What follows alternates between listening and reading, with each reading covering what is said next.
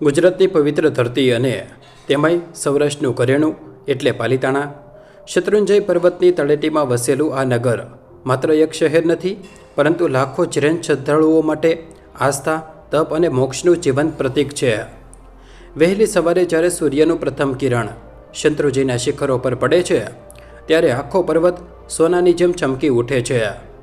હજારો દેરાસરોમાં વાગતા ઘંટરાવ અને અગરબત્તીની સુગંધ વાતાવરણને એટલું પવિત્ર બનાવી દે છે કે નાસ્તિક માણસના મનમાં પણ એકવાર ઈશ્વરનો અહેસાસ જાગી જાય. આ જ પવિત્ર ધરતી પર વર્ષોથી વિહાર કરતા અને કઠોર સાધનામાં લીન રહેતા એક મહાન સંત એટલે આચાર્ય શ્રી એમ વલ્લભ સુરીજી મહારાજ. તેમનું નામ સાંભળતા જ હજારો શ્રાવક શ્રાવિકોઓના મસ્તક આપોઆપ શ્રદ્ધાથી નમી જતા. તેમની આંખોમાં એક અદ્ભુત, અકથ્ય શાંતિનો સાગર લહેરાતો હતો. તેમની વાણીમાં એવો કરુણાભાવ અને માધુર્ય હતું કે સૌથી ઉગ્ર સ્વભાવનો ક્રોધી કે અહંકારી મનુષ્ય પણ જો તેમની સામે આવીને ઊભો રહે તો બે જ ક્ષણમાં તેનો બધો ક્રોધ ઓગળી જાય અને તે નિર્વાકાર બની જાય. આચાર્યશ્રીની સાધના એટલી ઉચ્ચ કક્ષાની હતી કે તેમને મળનાર દરેક વ્યક્તિને એવું જ લાગતું કે જીવનના મોટા ભાગના જટિલ પ્રશ્નોના ઉત્તર તેમના મૌનમાં છુપાયેલો છે.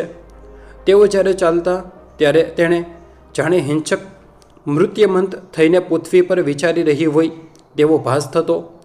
અમેરિકાના ન્યૂજર્સીમાં બનેલી ઘટનાને સમજતા પહેલાં આચાર્યશ્રીના જીવનમાં બનેલો આવો જ એક બીજો પ્રસંગ યાદ કરવો ખૂબ જરૂરી છે, જે દર્શાવે છે કે સાચી અહિંસા અને કરુણામાં કેટલી તાકાત હોય છે.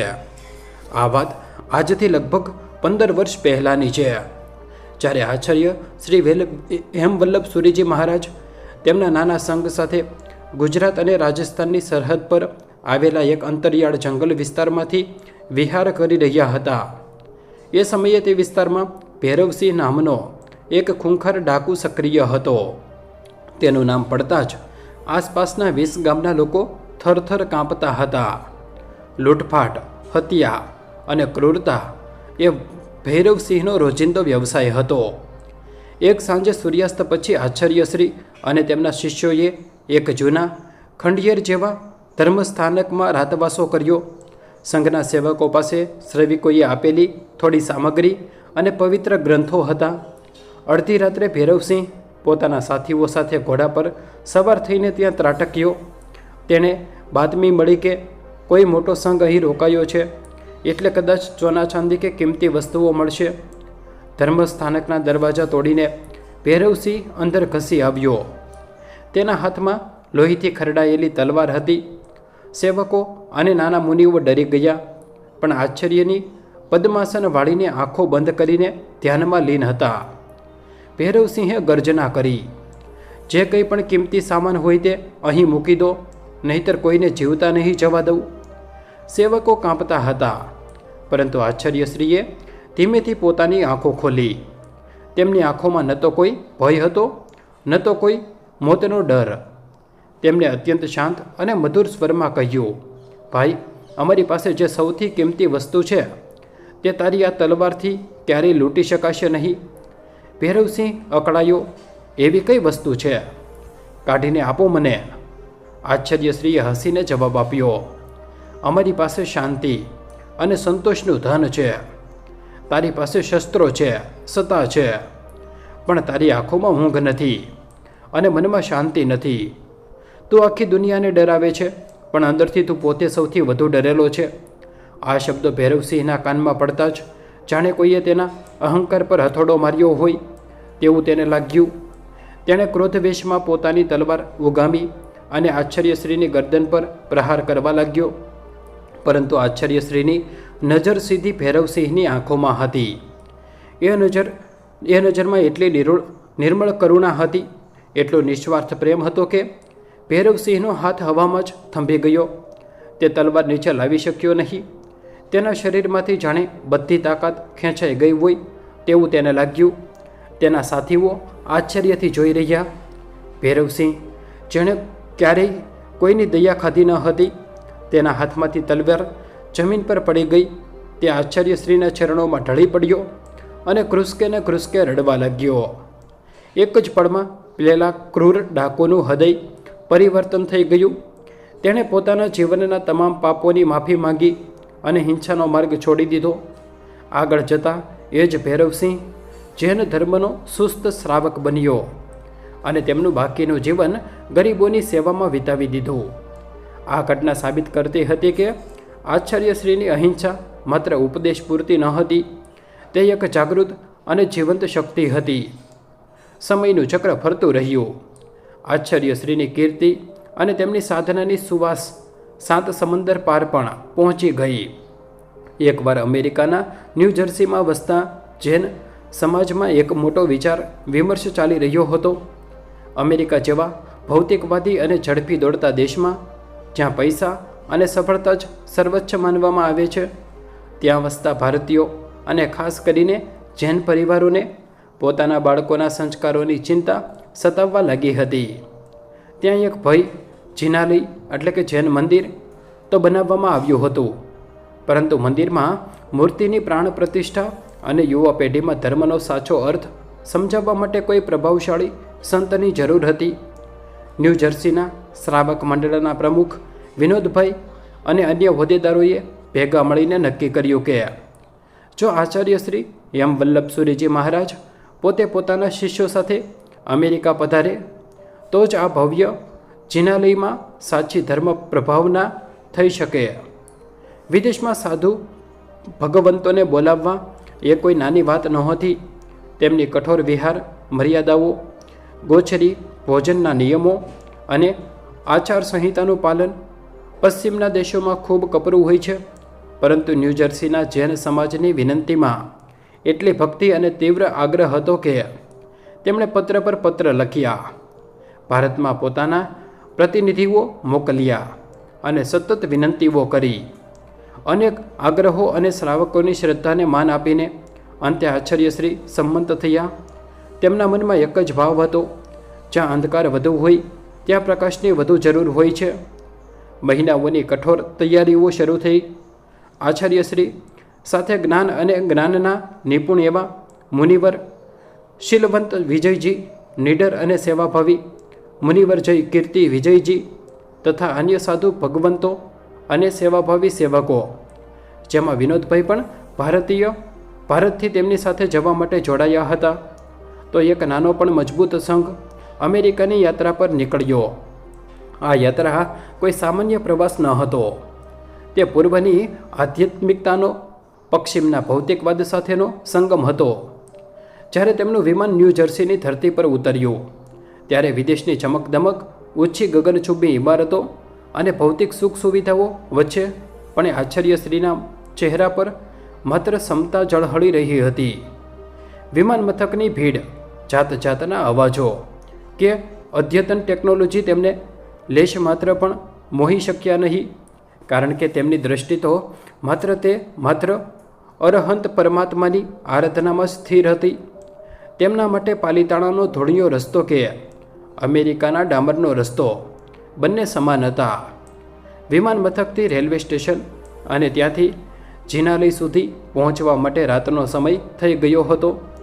અમેરિકાની કાતિલ ઠંડી પવનના સુસવાટા રૂપે ફૂંકાઈ રહી હતી. સેવકો પાછે આચાર્યશ્રી અને મુનિઓ માટેના પવિત્ર આગમ ગ્રંથો, સંયમ ઉપકરણો, દવાઓ અને જીવન નિર્વાહની પ્રાથમિક વસ્તુઓના થેલા હતા. રેલવે સ્ટેશનથી જિનાલય સુધી પહોંચવા માટે સેવકોએ ટૂંકા માર્ગની સલાહ આપી. સ્થાનિક ભક્ત વિનોદભાઈ, જેઓ વર્ષોથી ન્યૂ જર્સીમાં રહેતા હતા, તેમણે ધીમા અને ચિંતાતુર અવાજે કહ્યું, મહારાજ સાહેબ, આપણે જે શોર્ટકટ ટૂંકો રસ્તો લઈ રહ્યા છીએ તે વિસ્તાર શહેરનો સૌથી ભયાનક ગણાય છે. તેને રેડ ઝોન કહે છે. અહીં ડ્રગ્સ માફિયાઓ, ગેંગસ્ટર્સ અને લૂંટારાઓનો આતંક છે. રાત્રે તો સામાન્ય માણસ શું, પણ પોલીસ પણ પૂરતી તૈયારી વિના આ વિસ્તારમાં જવાનું ટાળે છે. મને લાગે છે આપણે લાંબો રસ્તો પસંદ કરવો જોઈએ. પરંતુ બીજા કેટલાક ઉત્સાહી સેવકોને લાગ્યું કે રાત ઘણી વીતી ગઈ છે, સાધુ ભગવંતો થાકેલા છે અને આપણે સૌ સાથે છીએ. 10 લોકોનો સમૂહ છે અને માત્ર થોડી જ મિનિટોનો રસ્તો છે, એટલે કોઈ વિઘ્ન નહીં આવે. આચાર્યશ્રી આ બધી ચર્ચાઓ વચ્ચે સંપૂર્ણ મૌન રહ્યા. તેમની નજર સ્થિર હતી. તેમને ન તો લાંબા રસ્તાનો મોહ હતો, ન તો ટૂંકા રસ્તાનો ડર. તેમના પગલાં અવિરત ગતિએ આગળ વધી રહ્યા હતા. મધરાત નજીક હતી. પવન ગલીઓમાં સીટી વગાડતો પસાર થતો હતો, જાણે કોઈ અશુભ ઘટનાની આગાહી કરી રહ્યો હોય. આકાશને આમથી ઊંચી કાંટમીંડ ઇમારતની વચ્ચે અંધકાર ઘેરાયો હતો. રસ્તા ઉપર સ્ટ્રીટ લાઇટના ગોળા કાં તો તૂટેલા હતા અથવા ચબક થતા હતા. ક્યાંક રસ્તાની બાજુમાં દારૂની તૂટેલી બોટલના કાચ ચમકતા હતા.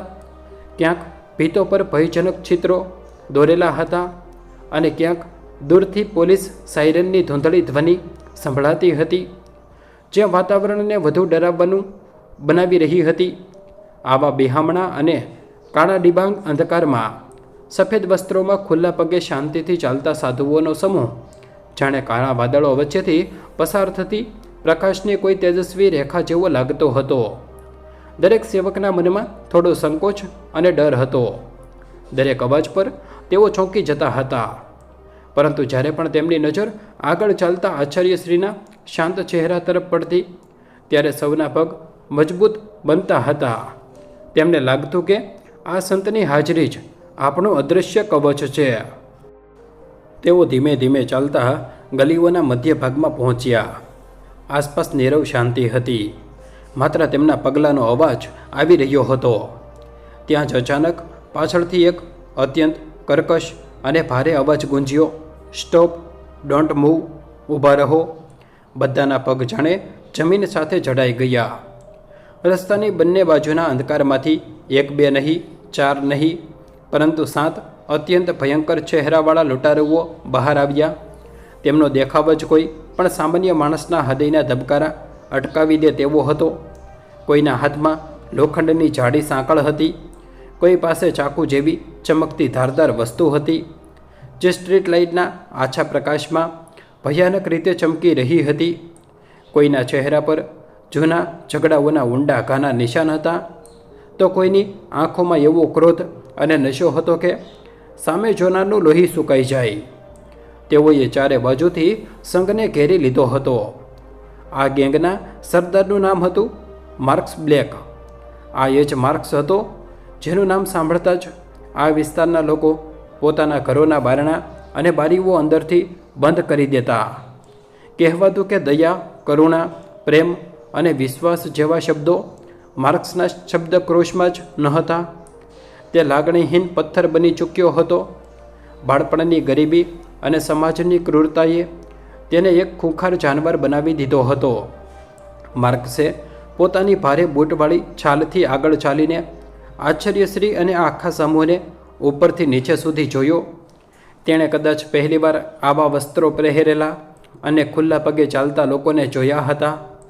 છતાં તેના મનમાં લૂંટ સિવાય બીજો કોઈ વિચાર ન હતો.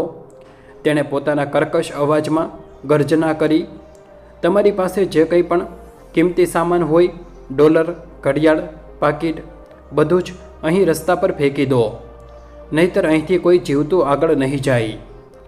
સેવકોના ચહેરા પરથી લોહી ઉડી ગયું. તેમનો ડર સાચો પડ્યો હતો. વિનોદભાઈ, જેઓ આ લોકોની માનસિકતા જાણતા હતા, તેમણે ખૂબ જ ધીમેથી અને ડરતા માર્ક્સને સમજાવવાનો પ્રયાસ કર્યો. ભાઈ, પ્લીઝ સમજવાની કોશિશ કરો. આ અમારા પવિત્ર સાધુઓ છે, સંત છે. તેમની પાસે વ્યક્તિગત રીતે કોઈ પૈસા, સંપત્તિ કે કશું જ કિંમતી નથી હોતું. તેઓ તો ભૌતિક સુખોનો ત્યાગ કરી ચૂક્યા છે. મહેરબાની કરીને અમને જવા દો. પરંતુ માર્ક્સના અહંકારને આ શબ્દો આગમાં ઘી સમાન લાગ્યા. તેને લાગ્યું કે આ લોકો તેને મૂર્ખ બનાવી રહ્યા છે. અમેરિકા જેવા દેશમાં કોઈ વ્યક્તિ સામાન લઈને જાય અને પાસે પૈસા ન હોય, તે વાત તેના ગળે ઉતરતી ન હતી. તેણે ગુસ્સામાં આગળ વધીને વિનોદભાઈના કોલર પકડ્યા અને જોરથી ધક્કો મારીને પાસેની ઇમારતની કાચી દિવાલ સાથે અથડાવ્યા. વિનોદભાઈ કણસી ઉઠ્યા. માર્ક્સે જોરથી બૂમ પાડી, મને મૂર્ખ બનાવશો નહીં. આટલા બધા લોકો રાતના સમયે આટલા થેલાઓ લઈને ખાલી હાથ ફરતા નથી. સીધી રીતે આપી દો, નહીંતર મારે મારી રીતે કઢાવતા આવડે છે. મુનિવર શિલાવંત વિજયજીના હોઠ આ દ્રશ્ય જોઈને કંપી ઉઠ્યા, છતાં તેમણે પોતાની સ્વાભાવિક નમ્રતાથી તૂટેલી અંગ્રેજી હિન્દી મિશ્રિત ભાષામાં સમજાવતા કહ્યું, અમારી પાસે ખરેખર માત્ર અમારા પવિત્ર ધર્મગ્રંથો અને ઉપાસનાની વસ્તુઓ છે, તેમાં તમારા કામનું કશું નથી. આ સાંભળતા જ માર્ક્સના એક સાગરીતે, તેમનું નામ ડેરેક હતું, તેણે ગુસ્સામાં આગળ આવીને એક સેવકના હાથમાંથી થેલો ઝૂંટાવી લીધો. તેણે થેલાની ચેઇન ખોલી અને અંદર રહેલા પરમ પવિત્ર જૈન આગમ ગ્રંથો અને પુસ્તકોને બેરહેમીથી જમીન પર એ ગંદા અને ભીના રસ્તા પર ફેંકી દીધા. પવિત્ર પુસ્તકો રસ્તાની ગંદકીમાં પડતા જ કેટલાક સેવકોની આંખોમાં આંસુ આવી ગયા. જે ગ્રંથોને તેઓ માથે ચડાવતા હતા તેની આવી દુર્દશા તેમનાથી જોવાઈ નહોતી જતી. માર્ક્સે ક્રોધથી પોતાના દાંત ભીંચ્યા અને સીધો આશ્ચર્યશ્રીની એકદમ નજીક આવીને ઊભો રહ્યો. તેણે પૂરો વિશ્વાસ હતો કે આ વૃદ્ધ સાધુ, જેની પાસે કોઈ હથિયાર નથી, તે હવે ડરી જશે, પોતાના જીવની ભીખ માંગશે, હાથ જોડશે અથવા ડરના માર્યા બધું જ છોપી દેવાની વિનંતી કરશે. અત્યાર સુધી તેણે હજારો લોકોને પોતાની સામે ગીડગીડાતા જોયા હતા, પરંતુ અહીં કંઈક અલગ જ બની રહ્યું હતું. આશ્ચર્યશ્રી હેમવલ્લભ સૂરીજીના ચહેરા પર ન તો ભયની કોઈ રેખા હતી, ન તો ક્રોધની કોઈ જ્વાળા. ત્યાં નહોતી કોઈ અસહાયતા કે નહોતો કોઈ પ્રતિકાર.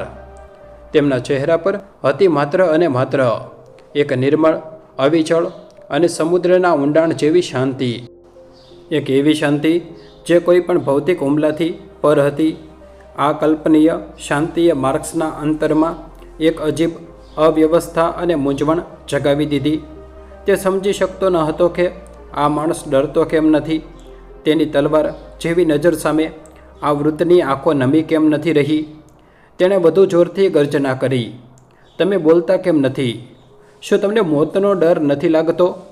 ત્યારે આશ્ચર્યશ્રીના હોઠ પરથી અત્યંત ધીમો છતાં વાતાવરણને છીરી નાખે તેવો સ્પષ્ટ અને ગંભીર સ્વર નીકળ્યો. જે માણસ પોતાનું મન જીવતો નથી, તે દુનિયા જીતવાની કે ડરવાની વાત કરે તો પણ તે અંદરથી ડરેલો જ હોય છે. તો અમારા શરીરને રોકી શકે છે, પણ અમારા આત્માને નહીં. આ વાક્ય, જેનું સેવકોએ તરત જ અંગ્રેજીમાં ભાષાંતર કર્યું, તે સાંભળતા જ લૂંટારુઓમાં ક્ષણભર માટે સોંપો પડી ગયો. એક સ્મશાનવત મૌન સવાઈ ગયું. ભૈરવસિંહવાળા પ્રસંગની જેમ જ આ શબ્દો સીધા માર્ક્સના અહંકાર પર વાગ્યા હતા, પરંતુ માર્ક્સનો ઘાયલ અહંકાર બધું શાંત થવા તૈયાર ન હતો. તે ક્રોધથી પાગલ થઈ ગયો. તેણે આશ્ચર્યશ્રીના ખભા પકડી લીધા અને પોતાના સાથીઓને ક્રૂર આદેશ આપ્યો, આ બધાને પકડીને અંદરની સાંકડી ગલીઓમાં લઈ જાઓ. ત્યાં કોઈ જ નહીં આવે. ત્યાં આપણે તેમની ચામડી ઉતારીને જાણીશું કે આ થેલાઓમાં અને કપડાઓમાં શું છુપાવ્યું છે. સેવકોના હૃદય ધબકવા લાગ્યા. હવે સ્થિતિ કાબુ બહાર જઈ રહી હતી. અંધારી, સાંકડી અને એકદમ નિર્જન ગલી તરફ બધાને ધકેલવામાં આવ્યા. આસપાસની ઇમારતોના બારણા અંદરથી બંધ હતા, બારીઓના કાચ કાળા હતા અને રસ્તાઓ ઉપર પડેલી ભીનાશમાંથી કોઈ અજાણી અને સાંકડી ગંધ આવતી હતી. મુનિવરોના ચહેરા પર હવે ચિંતાની રેખાઓ સ્પષ્ટ દેખાતી હતી, છતાં તેઓ સતત મંત્ર સ્મરણોમાં, નવકાર મંત્રના જપમાં લીન રહેવાનો પ્રયત્ન કરતા હતા. એક સેવકના મનમાં પોતાના પરિવારની, ભારતમાં રહેલા પોતાના બાળકોની યાદ આવી ગઈ. બીજાને લાગ્યું કે કદાચ આજે તેમના જીવનની આ અંતિમ રાત્રિ છે અને સવારે જ્યારે મૃતદેહો જ આ ગલીમાંથી બહાર આવશે. પરંતુ આશ્ચર્યશ્રીનો શ્વાસ હજી પણ યથાવત શાંત હતો. તેમની મુદ્રા એવી હતી જાણે તેઓ કોઈ ભયાનક લૂંટારુઓ વચ્ચે નહીં, પરંતુ પાલિતાણાના પોતાના શાંત ઉપાશ્રયમાં ધ્યાન સ્થાન બેઠા હોય. ગલીના એકદમ અંતે, ત્યાંથી બહાર નીકળવાનો કોઈ રસ્તો ન હતો. ત્યાં પહોંચીને માર્ક્સે બધાને ઘેરી લીધા. તેણે પોતાનો હાથ હવામાં ઉચક્યો, જેમાં એક ધારદાર હથિયાર ચમકી રહ્યું હતું. તેણે અત્યંત કર્કશ અને નિર્દય સ્વરે કહ્યું, હવે અંતિમ વાર પૂછું છું, પૈસા ક્યાં છે? જો હવે જવાબ ન મળ્યો તો અહીં રક્તપાત થશે. બરાબર એ જ ક્ષણે કુદરતે જાણે પોતાનો ખેલ શરૂ કર્યો. આકાશમાં અચાનક કાળા વાદળો ઘેરાવા લાગ્યા અને ભયાનક ગર્જના થવા લાગી. વાતાવરણનો પવન અચાનક વધુ ઠંડો અને તીવ્ર બની ગયો અને તે સાંકડી ગલીના અંધકારમાં કંઈક અદૃશ્ય, કંઈક અલૌકિક હલનચલન થયું. લૂંટારુઓની આંખોમાં પ્રથમવાર અનિશ્ચિતતા ઝળહળી. સેવકોના હૃદય કંપી ઉઠ્યા હતા. ગલીઓના અંતરના એ ઘોર અંધકારમાં અચાનક એવું લાગ્યું કે સમય પોતે જ થંભી ગયો હોય. પવનનો જોરદાર ઝટકો ગલીની ઊંચી ભીતો વચ્ચે અથડાઈને એક અજાણી ભયાનક ગુજારી પેદા કરતો હતો અને તે ગુજારીમાં જાણે કોઈ અનાદિકાળથી ચાલતી પ્રાર્થનાઓનો સૂક્ષ્મ નાદ ભળી રહ્યો હોય તેવો અહેસાસ થવા લાગ્યો. માર્ક્સ બેકે પોતાના અત્યાર સુધીના ગુનાહિત જીવનમાં અસંખ્ય લોકોને પોતાની સામે રડતા, કગરતા, વિનંતી કરતા અને જીવની ભીખ માંગતા જોયા હતા. તેના માટે સામેવાળા વ્યક્તિના ચહેરા પર ભય જેવો એ એક સામાન્ય વાત હતી. ડર અને આતંક એ જ તેની ઓળખ હતી. પરંતુ આજે આ ઘડીએ આશ્ચર્યશ્રી હેમવલ્લભ સુરીજીના ચહેરા પર દેખાતી અડગ હિમાલય જેવી શાંતિ તેને અંદરથી અસ્તવ્યસ્ત કરી રહી હતી. આ શાંતિ તેને પડકારી રહી હતી. તે સમજી શકતો ન હતો કે માણસની સામે મોત ઊભું છે. તેના શ્વાસ એટલા સ્થિર કેવી રીતે હોઈ શકે? પોતાની અંદર છુપાયેલા ડરને કાઢવા માર્ક્સે ફરી એકવાર ગર્જના કરી અને પોતાના સાથીઓને ઈશારાથી સંકેત આપ્યો કે આ સાધુઓ અને સેવકોના બધા થેલાઓ ખંખેરી નાખો. જે મળે તે લઈ લો અને જો કોઈ વિરોધ કરે તો તેને પૂરો કરી નાખો. તેનો આદેશ મળતા જ હાથમાં લોખંડની ભારે સાંકળ ધરાવતો ડેરેક નામનો લૂંટારો ક્રૂરતાથી આગળ વધ્યો. પરંતુ જ્યારથી તેણે જમીન પર પડેલા પવિત્ર જૈન આગમ ગ્રંથને અપમાનિત કરવાના ઈરાદાથી પોતાના બૂટવાળા પગથી ખસેડવાનો કે લાત મારવાનો પ્રયાસ કર્યો, ત્યારે એક અકલ્પનીય ઘટના ઘટી. ડેરેકની આંગળીઓ અચાનક કઠોર થઈ ગઈ. તેના આખા શરીરમાં જાણે કોઈ હજારો વોલ્ટનો કરંટ દોડી ગયો હોય તેમ તેનું શરીર જકડાઈ ગયું. તેણે ડરના માર્યા પોતાની લોખંડની સાંકળ હાથમાંથી છોડાવવાની કોશિશ કરી, પણ જાણે પોતાનો હાથ જ પોતાની ઈચ્છા વિરુદ્ધ વાળી ગયો હોય તેમ તે સાંકળને છોડી શક્યો નહીં. તેનું આખું શરીર લકવાગ્રસ્ત થઈ ગયું હોય તેમ થીજી ગયું. માર્ક્સ, માર્ક્સ, મારો હાથ! ડેરેક ભયાનક પીડા અને ગભરામણથી બૂમ પાડી ઉઠ્યો. તેનો અવાજ ગલીમાં પડઘાયો. માર્ક્સે ગુસ્સામાં પાછળ ફરીને તેને ધમકાવ્યો, નાટક બંધ કર મૂર્ખ! આ લોકો આપણને છેતરી રહ્યા છે. જલ્દી સામાન ઉઠાવ. પરંતુ માર્ક્સનું વાક્ય પૂરું થાય તે પહેલાં જ તેના બીજા સાથી રેમોનની હાલત ખરાબ થઈ ગઈ. રેમોનના પગ થરથર કાંપવા લાગ્યા. તેની આંખો ફાટી ગઈ હતી અને તે ગલીના એક અંધારા ખૂણે સતત તાકી રહ્યો હતો, જાણે તેણે કોઈ ભૂત કે પ્રેત જોઈ લીધું હોય તેમ તેનો શ્વાસ ફૂલી ગયો હતો. ત્યાં કોણ ઊભું છે? રેમોએ કાંપતા અવાજે આંગળી છીંધીને પૂછ્યું. તેનો અવાજ સાંભળીને ગેંગના અન્ય લૂંટારુઓ અને સેવકોએ પણ એ દિશામાં વળીને જોયું. સેવકો અને વિનોદભાઈને ત્યાં માત્ર ઘોર અંધકાર જ દેખાયો. તેમને કશું જ અસામાન્ય ન લાગ્યું. છતાં લૂંટારુઓના ચહેરા પરથી લોહી ઉડી ગયું હતું. તેમના પગ ધ્રુજતા હતા. તેમને અને માત્ર તેમને જ એ અંધકારમાં જાણે સફેદ વસ્ત્રોમાં સજ્જ કોઈ વિશાળ અને દિવ્ય આકૃતિઓ દેખાઈ રહી હતી. આ આકૃતિઓ કોઈ સામાન્ય માનવીની ન હતી, પરંતુ હજારો સૂર્ય સમાન અસહ્ય તેજ ધરાવતા કોઈ દેવી પુરુષોની હતી. તેમના ચહેરા પરથી એટલું અદ્ભુત અને તીવ્ર તેજ પથરાઈ રહ્યું હતું કે લૂંટારુઓની આંખો અંજાઈ ગઈ. માર્ક્સે પોતાની જાતને સંભાળવાનો અને ડરને દબાવવાનો પૂરો પ્રયત્ન કર્યો. તેણે પોતાના સાથીઓને હિંમત આપવા બૂમ પાડી. તેમને બધાને શું થઈ ગયું છે? આ બધો તમારો ભ્રમ છે. આગળ વધો ડરપોકો! પરંતુ માર્ક્સના પોતાના અવાજમાં પણ હવે પહેલાં જેવો દમ કે ઘમંડ રહ્યો ન હતો. તેનો અવાજ પણ અંદરથી કાંપી રહ્યો હતો. આ બધી અફરાતફરી વચ્ચે આશ્ચર્ય શ્રી હેમવલ્લભ સુરીજી મહારાજ તો બિલકુલ નિર્વાકાર અને સ્થિર ઊભા હતા. તેમના હોઠ ધીમેથી પવિત્ર નવકાર મંત્રના નિશબ્દ જાપમાં લીન હતા. તેમની આંખો અડધી બંધ હતી અને ચહેરા પર એક અલૌકિક આભા ચમકી રહી હતી. તેમની આસપાસ ઊભેલા મુનિવર શીલવંત વિજયજી અને મુનિવર જયકીર્તિ વિજયજી અને અન્ય સેવકો પણ હવે સમજી ગયા હતા કે અત્યારે ભૌતિક બળ નહીં પણ આધ્યાત્મિક બળ જ તેમનું રક્ષણ કરી શકે છે. એટલે તેઓ પણ અંતરના કપરા છતાં પોતાની આંખો બંધ કરી સંપૂર્ણ એકાગ્રતાથી નવકાર મંત્રના સ્મરણમાં જોડાઈ ગયા. ગલીનું વાતાવરણ ક્ષણ પ્રતિ ક્ષણ બદલાતું ગયું. થોડીવાર પહેલાં જ્યાં દારૂ, ગંદકી અને વિનાશની દુર્ગંધ આવતી હતી તે હવા હવે અચાનક બદલાઈ ગઈ. આખી ગલીમાં જાણે કોઈએ હજારો કિલો ચંદન ઘસીને લેપ કર્યો હોય તેવી પવિત્ર અને શીતળ સુગંધ મહેકવા લાગી. આ સુગંધ એટલી દિવ્ય હતી કે શ્વાસ લેતા મનની બધી જ ચિંતાઓ અને ભય દૂર થઈ જાય. વિનોદભાઈ જેઓ આ વિસ્તારના ભયથી સારી રીતે વાકેફ હતા. તેમને પોતાની આંખોમાંથી શ્રદ્ધાના આંસુ વહેતા અનુભવ્યા. આટલા ભયાનક વાતાવરણ અને મોતના મુખમાં હોવા છતાં જીવનમાં પ્રથમવાર તેમને એવું સ્પષ્ટ લાગ્યું કે કોઈ અજાણી દિવ્ય અને અદૃશ્ય શક્તિ આ ક્ષણે તેમને આસપાસ ફેરા ફરી રહી છે. કોઈ અદૃશ્ય દિવાલ તેમનું રક્ષણ કવચ બનીને ઊભી છે, જેને ભેદીને આ લૂંટારુઓ ક્યારેય અંદર પ્રવેશી શકશે નહીં. પરંતુ માર્ક્સના અહંકાર હજુ હાર માનવા તૈયાર ન હતો. તે માનતો હતો કે દુનિયામાં તાકાત અને હથિયારોથી મોટી કોઈ શક્તિ નથી. તેણે ક્રોધથી પાગલ થઈને પોતાની કમરના પટ્ટામાંથી એક અત્યંત ધારદાર અને જીવલેણ ચાકુ બહાર કાઢ્યું. તેની આંખોના ખૂન સવાર હતું. તેણે આશ્ચર્યથી શ્રી આગળ વધતા રાડ પાડી, મારે કોઈ જાદુથી ડર લાગતો નથી.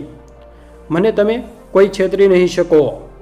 હું તમને બધાને હમણાં જ પૂરા કરી નાખીશ.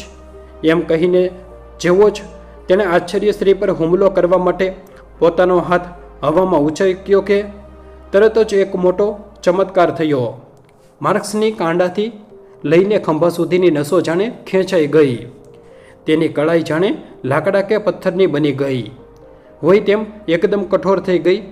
તે પોતાના હાથને 1 ઇંચ પણ આગળ વધારી શક્યો નહીં કે નીચે પણ લાવી શક્યો નહીં. તેના હાથથી પકડ ઢીલી પડી ગઈ અને પેલું ભયાનક ચાકુ તેના હાથમાંથી છૂટીને ધડાક અવાજ સાથે સીધું જમીન પર પડ્યું. તે જ ક્ષણે માર્ક્સની આંખો વિસ્તરી ગઈ. તેનો શ્વાસ ગળામાં જ અટવાઈ ગયો. તેને પોતાની નજર સામે એક એવું દ્રશ્ય સ્પષ્ટ દેખાયું જેણે તેના જીવનના પાયા હલાવી નાખ્યા. તેને દેખાયું કે આશ્ચર્યશ્રીની પાછળ અંધકારને ચીરીને અદ્ભુત સુવર્ણ તેજવાળા અનેક મુનિરાજો અને દેવદૂતોની આકૃતિઓ ઊભી છે. તેમના મસ્તક પર શાંતિનો અને શીતળતાનો પૂર્ણ ચંદ્ર ઝળહળી રહ્યો હતો. તેમની નજરમાં કોઈ કઠોર દંડ કે ગુસ્સો ન હતો, પરંતુ અસીમ અનંત કરુણા અને પ્રેમનો ધોધ વહી રહ્યો હતો. આ એવું તેજ હતું જે આંખોને આંજી દેવાને બદલે હૃદયને શાંત કરી રહ્યું હતું. માર્ક્સનું માથું આપોઆપ ઝૂકવા લાગ્યું. તેના કઠોર પગ ઢીલા પડવા લાગ્યા.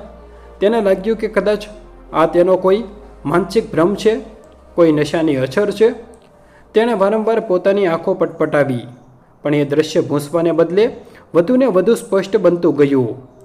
તે દિવ્ય તેજના પ્રકાશમાં તેને અચાનક પોતાના જીવનમાં એક પછી એક બધા જ કાળા પાપો અને અત્યાચારો ચલચિત્રની જેમ એકસાથે દેખાવા લાગ્યા. તેને પોતાનું બાળપણ દેખાયું. ગરીબીથી કચડાતો, ભૂખથી તરફડતો પોતાના નાનો અને માસૂમ ચહેરો દેખાયો. પ્રથમ વખત જ્યારે તેણે બ્રેડના ટુકડા માટે ચોરી કરી હતી ત્યારે તેના મનમાં જે ડર અને અપરાધ ભાવ હતો તે યાદ આવ્યો.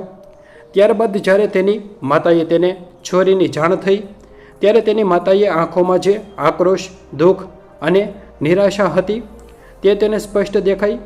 પછી તેને એ નિર્દોષ લોકોના ચહેરા દેખાયા જેમણે તેણે માત્ર થોડા ડોલર માટે બેરહેમીથી માર્યા હતા, લોહીલુહાણ કર્યા હતા. અને અંતે વર્ષોથી તેના મનમાં વધતો ગયેલો એ અહંકાર દેખાયો જેણે તેને ધીમે ધીમે એક સંવેદનશીલ મનુષ્યમાંથી એક દૂર જાનવર બનાવી દીધો હતો. તેની અંદર દબાયેલા, ક્યારેય યાદ ન કરવા માંગતા સ્મરણોનું જાણે એક ભયાનક વાવાઝોડું ઉઠ્યું. તે પોતાની જાતને આ પાપોના બોજ હેઠળ કચડાતો મહેસૂસ કરવા લાગ્યો. ના ના ના, આ શું છે? મને છોડી દો. આ બધું શું દેખાય છે મને? તે અર્ધ પાગલ જેવો થઈને ગભરાઈને 2 ડગલા પાછળ ખસ્યો. તેની દિશા જોઈને તેના સાથીઓ, જેઓ પહેલાંથી જ ભયભીત હતા, તેઓની હિંમત સંપૂર્ણપણે તૂટી ગઈ. તેઓ એક પછી એક કાંપતા કાંપતા જમીન પર ઘૂંટણીએ બેસવા લાગ્યા. કોઈએ ભયના માર્યા પોતાની આંખો હાથ વડે ઢાંકી લીધી હતી. કોઈ જમીન પર સષ્ટાંગ દડબત પડી ગયો હતો, તો કોઈ જોર જોરથી પોતાની ભાષામાં ભગવાનને યાદ કરીને પ્રાર્થના કરવા લાગ્યો હતો. જે ડેરેક થોડીક વાર પહેલાં ગર્જના કરતો હતો, તે સતત બડબડતો રહ્યો, મને માફ કરો, પ્લીઝ મને માફ કરો. તેઓ મને જોઈ રહ્યા છે, ભગવાન મને જોઈ રહ્યા છે, મારી ભૂલ થઈ ગઈ. બીજી તરફ અત્યંત ક્રૂર ગણાતો રેમોન નાના બાળકની જેમ ક્રુસકે ને ક્રુસકે રડી પડ્યો. ગલીમાં થોડીક ક્ષણો પહેલાં જે કઠોર, ખૂંખાર અને કોઈની પણ હત્યા કરવા તૈયાર એવા પુરુષો ગરજતા હતા, તેઓ હવે ડરી ગયેલા, નિસહાય અને લાચાર બાળકો જેવા લાગતા હતા. તેમનો બધો ગર્વ, બધી તાકાત અને બધા હથિયારો આ દિવ્ય શાંતિ સામે સાવ વામણા સાબિત થયા હતા. સેવકો અને મુનિવરો આ બધું અચરજ અને આશ્ચર્યથી એકબીજા સામે જોઈ રહ્યા હતા. તેઓ પણ પૂરી રીતે સમજી શકતા ન હતા કે આખરે આ લોકો સાથે અચાનક શું બની રહ્યું છે. શા માટે આટલા ખતરનાક લૂંટારુઓ હથિયાર નીચે મૂકીને ઘૂંટણીએ પડી ગયા છે? પરંતુ આ દ્રશ્ય જોઈને સેવકોની અંદરનો જે ભય હતો તે ધીમે ધીમે દૂર થવા લાગ્યો. એને એવું સ્થાન પરમાત્મા અને ગુરુદેવ પ્રત્યેની અતૂટ ભક્તિમાં રૂપાંતરિત થતું ગયું. તેમને સમજાઈ ગયું કે સાચા સંતની હાજરી જ સૌથી મોટો ચમત્કાર છે. બરાબર આ જ સમયે આચાર્ય શ્રી હેમવલ્લભ સુરીજીએ ધ્યાનથી અવસ્થામાંથી ધીમે ધીમે પોતાની આંખો નીચે ઊંચી કરી તેમણે જમીન પર ઘૂંટણીએ બેઠેલા અને ડરથી ધ્રુજતા માર્ક્સ તરફ જોયું. તેમની નજરમાં હજુ પણ કોઈ ગુસ્સો ન હતો, માત્ર એક પિતા જેથી અપાર કરુણા હતી. ડરશો નહીં, આચાર્યશ્રીએ અત્યંત શાંત, મધુર અને ગંભીર સ્વરે કહ્યું, જેનું અંગ્રેજીમાં ભાષાંતર સેવકે તરત જ કર્યું. તેમણે આગળ કહ્યું, જે શક્તિ સત્યની રક્ષા કરે છે, જે શક્તિ પરમાત્માની છે, તે કોઈને દંડ આપવા કે વિનાશ કરવા માટે ક્યારેય નથી આવતી. તે શક્તિ તો માત્ર અજ્ઞાનતાના અંધકારને દૂર કરી આત્મામાં જાગૃતિ લાવવા માટે લાવે છે. તમારી અંદર પણ એ જ પરમાત્મા છે, માત્ર તમે તેને ભૂલી ગયા છો. આ અમૃત સમાન શબ્દો સાંભળતા જ માર્ક્સનો વર્ષો જૂનો પથ્થર જેવો કઠોર અહંકાર કાચના મહેલની જેમ તૂટી પડ્યો. તેના પગની તાકાત સંપૂર્ણપણે ખતમ થઈ ગઈ અને તે ધડાકાભેર રસ્તાની વચ્ચોવચ આચાર્યશ્રીના ચરણોથી થોડે દૂર ઘૂંટણીએ બેસી ગયો. વર્ષો સુધી કઠોર અને ભાવાહીન બનેલી તેની લાલ આંખોમાંથી આજે પશ્ચાતાપના આંસુઓ ધોધમાર વહેવા લાગ્યા. તેના ગાલ આંસુઓથી ભીંજાઈ ગયા. તેણે પોતાના બંને ધ્રુજતા હાથ જોડ્યા. તેના ગળામાંથી એકદમ તૂટેલા, ભારે અને રડમસ અવાજે શબ્દો નીકળ્યા, મહારાજ, હું લોકો માટે એક દાનવ બની ગયો હતો. મને એમ જ લાગતું હતું કે આખી દુનિયામાં શક્તિ એટલે માત્ર ભય અને હિંસા. લોકોને ડરાવીને જ જીતી શકાય. પણ આજે પહેલીવાર મને સમજાયું છે કે સાચી શક્તિ તો મારી આ સાંકળ કે સાંકુમાં નથી. સાચી શક્તિ તો અમારી આ નિર્ભય શાંતિમાં છે. તમારી કરુણા સામે મારી બધી જ ક્રૂરતા હારી ગઈ છે. તેના સાથીઓએ પણ માર્ક્સનું અનુકરણ કર્યું. તેઓએ પણ પોતાની મુઠ્ઠીઓ ખોલી નાખી, હાથ જોડ્યા, જમીન પર માથું અડાડી દીધું અને રડતા રડતા બૂમો પાડીને પોતાના પાપોની ક્ષમા કરવા લાગ્યા. ગલીનું દૃશ્ય એકદમ બદલાઈ ગયું હતું. થોડી જ પળો પહેલાં જે લૂંટારાઓ હથિયારોથી સજ્જ થઈને સાધુઓને ઘેરીને ઊભા હતા અને તેમનો જીવ લેવા તત્પર હતા, તે જ લૂંટારુઓ હવે એ જ સાધુઓની સામે ભિખારીની જેમ દયા અને માફીની ભિક્ષા માગી રહ્યા હતા. કુદરતનો કોપ પણ હવે શાંત થઈ ગયો હતો. આકાશમાં જે ભયાનક વાદળોની ગાજવીજ થતી હતી, તે ધીમે ધીમે એકદમ શાંત પડી ગઈ. ઠંડા અને ઉગ્ર પવનોના સુસવાટા હળવા અને શીતળ પવનમાં બદલાઈ ગયો. ગલીમાં ફરી એકવાર નિર્ભય અને પવિત્ર નિશ્ચલતા છવાઈ ગઈ, જાણે આખી પ્રકૃતિ પણ આ અદ્ભુત આદિ પરિવર્તનની સાક્ષી બનીને વંદન કરી રહી હોય. માર્કસ બ્લેકના ગાલ પર આંસુઓ સતત વહેતા હતા અને તેની અંદર વર્ષોથી જામી ગયેલી કઠોરતા જાણે ક્ષણ પ્રતિક્ષણ ઓગળતી જતી હતી. ગલીમાં થોડા સમય પહેલાં ગરજતો અને નિર્દોષ લોકોના જીવ સાથે ખેલ કરતો આ ખૂંખાર માણસ હવે પોતાનું મસ્તક ઝુકાવીને આચાર્યશ્રી હેમવલ્લભ સુરીજી મહારાજના ક્ષરણોક સામે એક અબુધ બાળકની જેમ નિશબ્દ રડી રહ્યો હતો. તેના સાથીઓ પણ આસપાસ ઘૂંટણીએ બેસેલા હતા. કોઈ પોતાની આંખો લૂછી રહ્યો હતો, કોઈ પોતાના કાપતા હાથ જોડીને સતત માફી માંગી રહ્યો હતો, તો કોઈ અચાનક બનેલી આ દિવ્ય ઘટનાને હજુ પૂરી રીતે સમજી શકતો ન હતો. સેવકો અને મુનિવરોના ચહેરા પણ પર આશ્ચર્ય, ભક્તિ અને કરુણાનું અનોખું સમિશ્રણ દેખાતું હતું. તેઓએ કલ્પના પણ નહોતી કરી કે અમેરિકાની આ અંધારી ગલીમાં મોતના મુખમાંથી તેઓ માત્ર બસશે જ નહીં, પરંતુ આવા ક્રૂર ગુનેગારોનું હૃદય પરિવર્તન પણ જોશે. આચાર્યશ્રીની આંખોમાં આ સમયે કોઈ વિજયનો ભાવ ન હતો, પોતાના તપોબળનો કોઈ ગર્વ ન હતો કે લૂંટારુઓ પ્રત્યે કોઈ આરોપ ન હતો. તેમની આંખોમાં માત્ર અને માત્ર એટલી નિર્મળ કરુણા હતી કે જેને જોઈને પાપથી અને અપરાધ ભાવથી ભરાયેલા મનને પણ પરમ આશ્રય મળતો હતો. થોડીવાર માટે ત્યાં એકદમ પવિત્ર મૌન છવાયું. પછી માર્ક્સે ધીમે ધીમે પોતાનું ભારેખમ માથું ઊંચું કર્યું. તેની આંખોમાં હવે ક્રોધનો કે હિંસાનો અગ્નિ ન હતો, પરંતુ વર્ષોથી દબાયેલું એક અકથ્ય દુઃખ ધગધગી રહ્યું હતું. તેણે અત્યંત કાપતા અને રડમસ અવાજે કહ્યું, મહારાજ, તમે મને ઓળખતા નથી. હું પોતે પણ મારી જાતને ભૂલી ગયો હતો, પરંતુ આજે જે દિવ્ય તેજ મેં તમારી પાછળ જોયું, તેણે મને મારા 20 વર્ષ જૂના બાળપણ સુધી પાછો પહોંચાડી દીધો છે. ગલીમાં ઊભેલા સૌ સેવકોથી લઈને મુનિવરો સુધી એકદમ શાંત થઈ ગયા અને માર્ક્સની વાત ધ્યાનથી સાંભળવા લાગ્યા. માર્ક્સ પોતાનો ભૂતકાળ ખોલતો ગયો.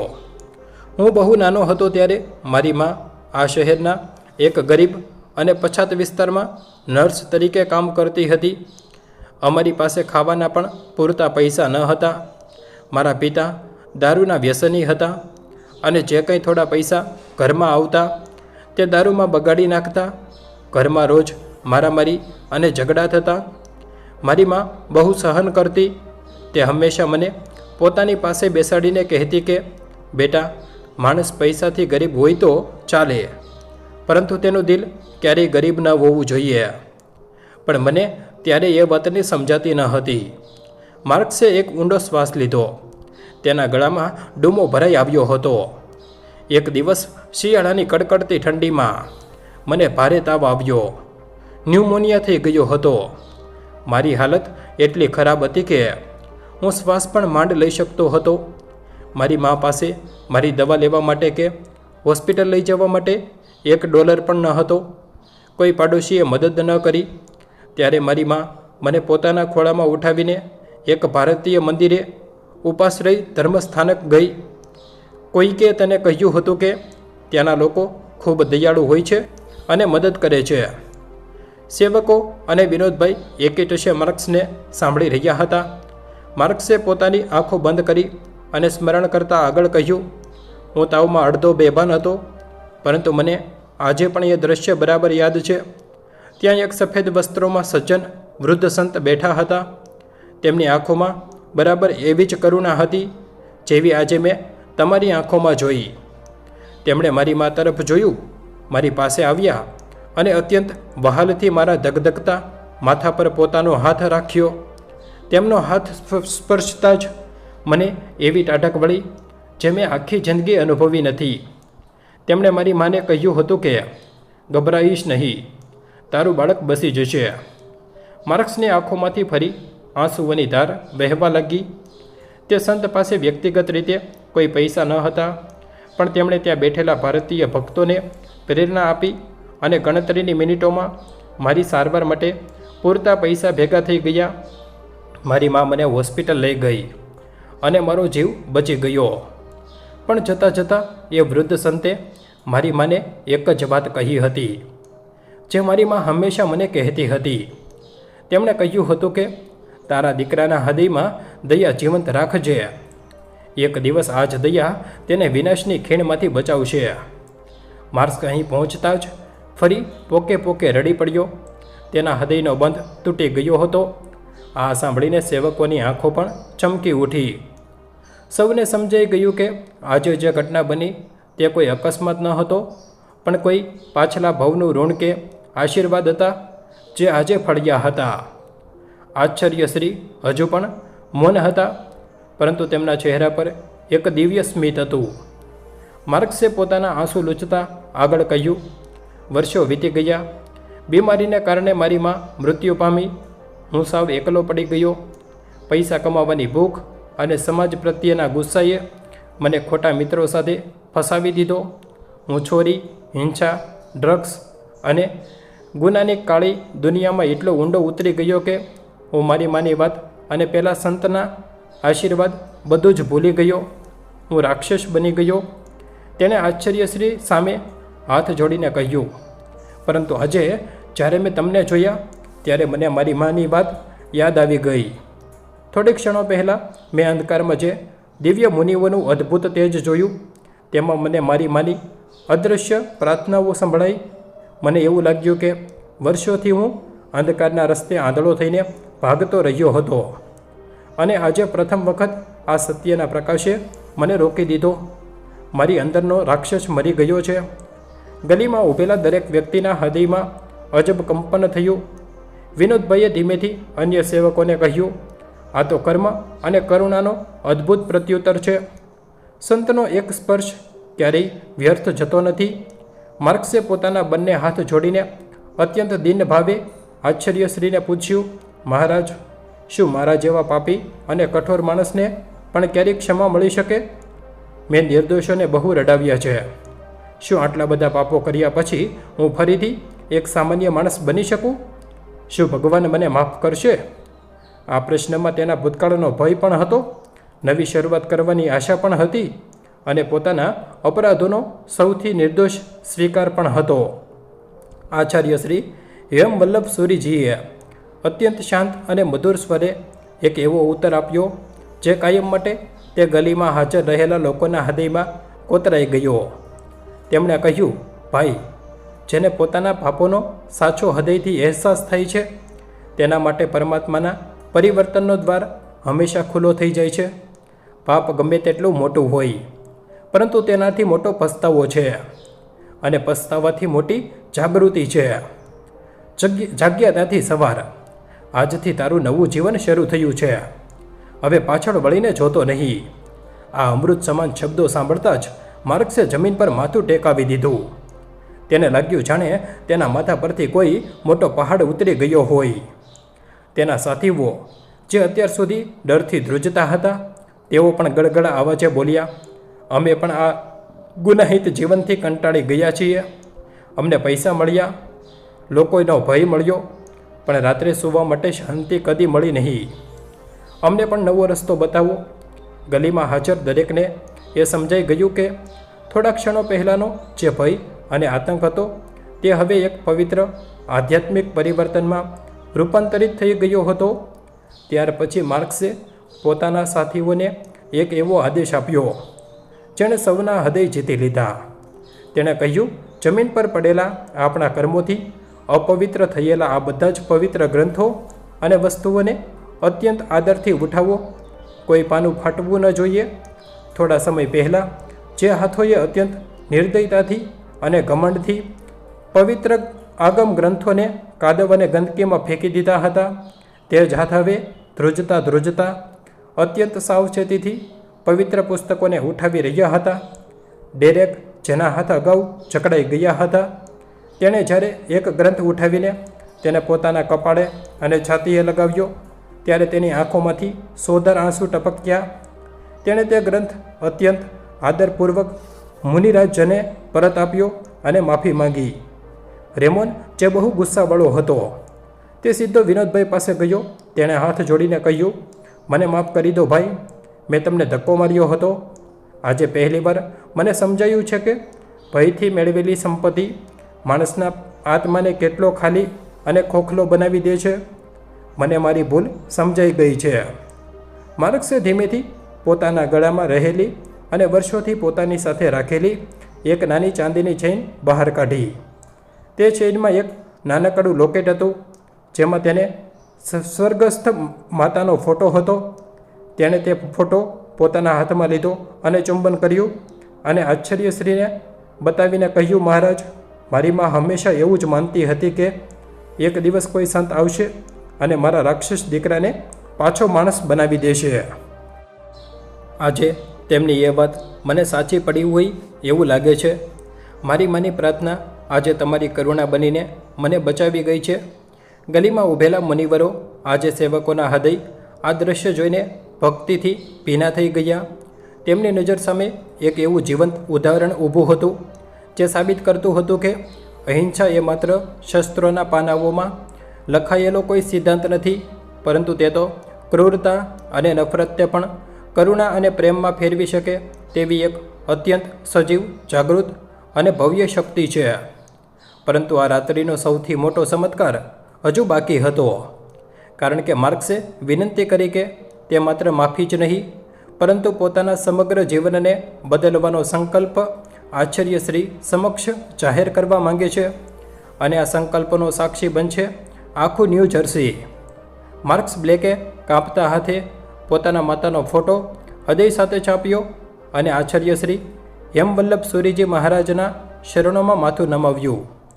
ત્યારે ગલીમાં ઊભેલા દરેક મનુષ્યને એવું લાગ્યું કે આ ક્ષણે માત્ર એક ગુનેગાર નહીં, પરંતુ આખું એક જીવન પોતાના અંધકારમાંથી પ્રકાશ તરફ વળી રહ્યું છે. થોડી જ મિનિટો પહેલાં જ્યાં ભય, ધમકી અને હિંસાનો સામ્રાજ્ય હતો, ત્યાં હવે શાંતિ, કરુણા અને પછતાવાની ગંગા વહેતી હતી. માર્ક્સે ધીમા પરંતુ દ્રઢ સ્વરે કહ્યું, મહારાજ, આજે હું તમારી પાસે પૈસા નહીં, દયા નહીં, પરંતુ નવી શરૂઆત માગું છું. જો તમે મને સ્વીકારશો તો હું આ ક્ષણ પછી કોઈ નિર્દોષને ડરાવીશ નહીં, કોઈની મહેનત લૂંટીશ નહીં અને મારા બાકી જીવનને લોકોની સેવા માટે સમર્પિત કરીશ. તેના સાથીઓએ પણ એક સાથે હાથ જોડીને એ સંકલ્પ વ્યક્ત કર્યો. આશ્ચર્યશ્રીના ચહેરા પર ક્ષણભર માટે એવી તેજસ્વી સ્મિત રેખા ઝળહળી કે સેવકોની આંખો ભીનો થઈ ગઈ. તેમણે અત્યંત શાંત સ્વરે કહ્યું, પરિવર્તનનું મૂલ્ય શબ્દથી નહીં, પરંતુ સતત આચરણથી સાબિત થાય છે. જો આજનો સંકલ્પ આવતીકાલે પણ જીવંત રહેશે તો તમારો ભૂતકાળ તમારું ભાગ્ય નહીં રહે. આ વાક્ય જાણે માર્ક્સના હૃદયમાં શિલાલેખ બની ગયું. તે ઊભો થયો અને પોતાના સાથીઓને લઈને સાધુઓને સુરક્ષિત રીતે જિનાલય સુધી પહોંચાડવા આગળ ચાલી નીકળ્યો. હવે આ દ્રશ્ય અદ્ભુત હતું. જે લોકો થોડા સમય પહેલાં હથિયારો લઈને ઘેરી રહ્યા હતા, તે જ લોકો નમ્રતાથી આગળ પાછળ ચાલીને રક્ષણ આપી રહ્યા હતા. આ એ જ રસ્તો હતો જ્યાં થોડા સમય પહેલાં અંધકાર અને ડરનો વાસ હતો, પરંતુ હવે ત્યાં શ્રદ્ધા અને સમર્પણના પગલાં પડી રહ્યા હતા. ન્યૂ જર્સીની ઠંડી રાતમાં શહેરની લાઇટો ચમકી રહી હતી, પરંતુ તે રાત્રિનો સાચો પ્રકાશ આશ્ચર્યશ્રીના ક્ષરણોમાંથી પસાર રહેલી અહિંસાની શક્તિ હતી. જ્યારે તેઓ ભવ્ય જિનાલયના દ્વાર સુધી પહોંચ્યા, ત્યારે રાહ જોઈ રહેલા શ્રાવકો ચિંતાથી ભરાયેલા હતા. સૌએ જોયું કે સાધુઓની સાથે કેટલાક ભયંકર દેખાતા પુરુષો માથું ઝુકાવી ઊભા છે અને તેમની આંખોમાં આંસુ છે. વિનોદભાઈએ સમગ્ર ઘટનાની વાત સંભળાવી. આ સાંભળતા જ ઘણા લોકોના ગાલ ભીના થઈ ગયા. કોઈને વિશ્વાસ નહોતો આવતો કે આ શહેરના સૌથી ખતરનાક માણસો આજે સંતના શરણોમાં તનમસ્તક છે. માર્ક્સ અને તેના સાથીઓ જિનાલયના દ્વાર પર નમન કરીને ઊભા રહ્યા. અંદર પ્રવેશ કરતા પહેલાં તેઓએ કહ્યું કે તેઓ આ પવિત્ર સ્થાનને કલંકિત કરવા માંગતા નથી. આશ્ચર્યશ્રીએ તેમને અંદર આવવા કહ્યું અને સમજાવ્યું કે પવિત્રતા બહારના વસ્ત્રોમાં નહીં, અંદરના ભાવમાં વસે છે. તે રાત્રે જિનાલયમાં યોજાયેલી પ્રાર્થનામાં એક અનોખું દ્રશ્ય જોવા મળ્યું. અમેરિકાના કુખ્યાત ગણાતા લૂંટારા શાંતિથી બેઠા હતા. તેઓ પ્રથમ વખત જીવનમાં મૌનનો સ્વાદ લઈ રહ્યા હતા. બીજા દિવસે સમગ્ર જૈન સમાજમાં આ ઘટનાની ચર્ચા થઈ. કેટલાક લોકો આશ્ચર્યચકિત રહ્યા, કેટલાકે તેને ચમત્કાર કહ્યો તો કેટલાકે કહ્યું કે આ તો અહિંસાની સ્વાભાવિક જીત છે. પરંતુ સાચો ચમત્કાર આગામી મહિનાઓમાં દેખાયો. માર્ક્સે પોતાના જૂના ગેરકાયદેસર સંબંધો તોડી નાખ્યા.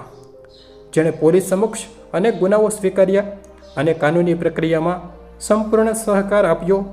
તેના પસ્તાવાવાળા વલણને કારણે તેને જેલને બદલે પુનર્વસન કાર્યક્રમમાં મોકલવામાં આવ્યો. આ તેના જીવનની એક બહુ મોટી જીત હતી. તેના સાથીઓએ પણ સામાન્ય નોકરીઓ શોધી. તેમણે સમુદાય સેવા શરૂ કરી અને જરૂરિયાતમંદ યુવાનોને ગુનાના માર્ગથી દૂર રહેવા સમજાવવાનું શરૂ કર્યું. માર્ક્સ દર અઠવાડિયે જીના લઈ આવતો. તે મંદિરના પ્રાંગણમાં કલાકો સુધી શાંતિથી બેસતો, પોતાની માતાનો ફોટો સામે રાખતો અને આશ્ચર્યશ્રીના આ શબ્દો વારંવાર યાદ કરતો કે પાપથી મોટો પસ્તાવો છે અને પસ્તાવાથી મોટી જાગૃતિ છે.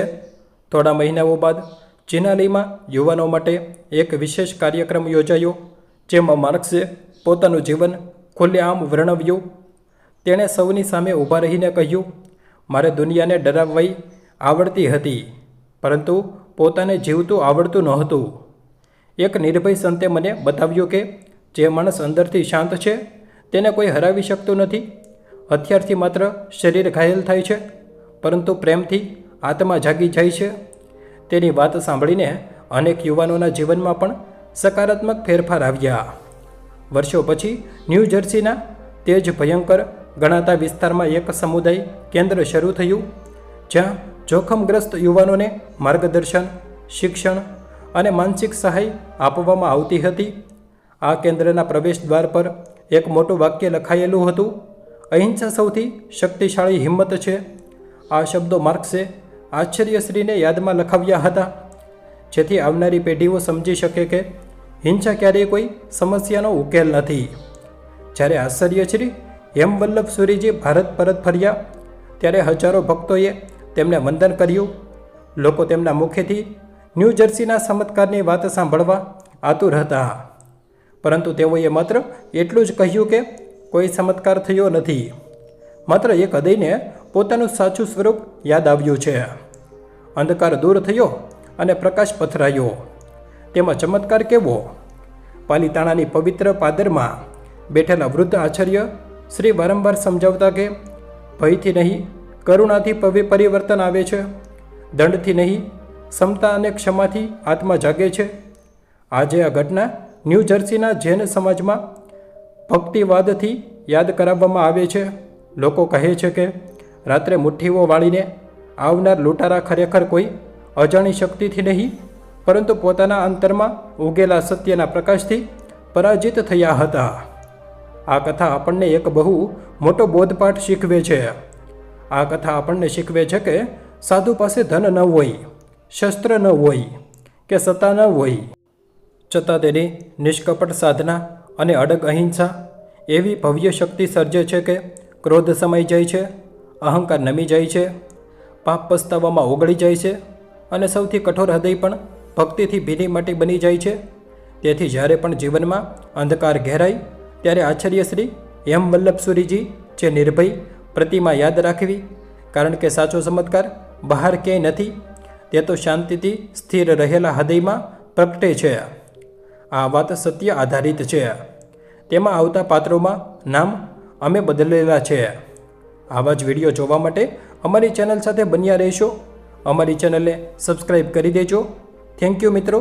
મળીશું આપણે એક નવા વિડીયો સાથે. જય શ્રી કૃષ્ણ. ધન્યવાદ.